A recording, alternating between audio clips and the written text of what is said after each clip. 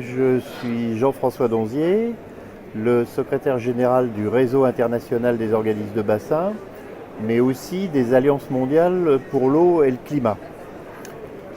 L'Alliance pour l'eau et le climat a été créée à la COP22 de Marrakech pour soutenir des actions communes entre les organismes de bassin d'une part, mais aussi les grandes mégalopoles, les entreprises et tous ceux qui travaillent sur le dessalement, parce que l'adaptation dans le secteur de l'eau aux effets du changement climatique est une affaire commune de tous les acteurs.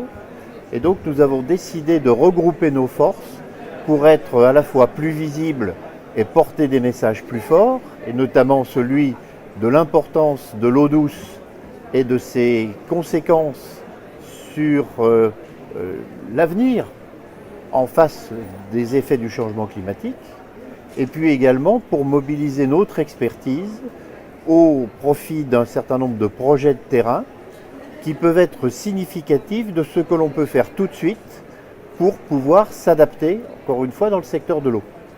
Notre idée, c'est qu'il ne faut pas attendre. L'eau douce, on ne le dit pas assez, et c'est un de nos messages forts, va être une des toutes premières victimes du changement climatique, avec cet accroissement qui aujourd'hui ne fait plus aucun doute de la fréquence et de l'intensité des phénomènes extrêmes d'inondation et de sécheresse en particulier. Et donc l'adaptation est urgente. On a devant nous quelques années, peut-être 1 ou 2 décennies au grand maximum, avant d'aller taper dans le mur. Et les adaptations sont aujourd'hui possibles sans qu'on soit obligé de réinventer la roue. Nous avons les techniques, nous avons les procédures. Encore faut-il vouloir les mettre en œuvre, et c'est d'abord un problème politique.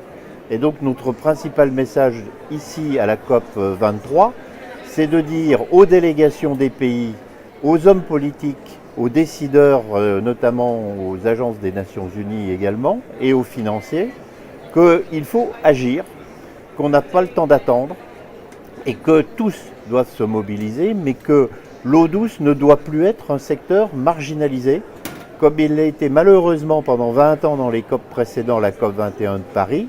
Et aujourd'hui, il faut vraiment taper sur le poing pour dire que l'eau est une des bombes à retardement du développement de nos sociétés pour le futur, et que bien entendu le climat et son changement vont aggraver les choses de façon très rapide. On n'a pas le temps d'attendre la fin du siècle que l'on ait réduit les émissions. Aujourd'hui, il faut s'adapter dans le secteur de l'eau tout de suite, et on sait le faire. Et dans nos alliances, dans les organismes de bassin, à l'Office international de l'eau, tous les membres du partenariat français pour l'eau également ont les solutions prêtes à être utilisées.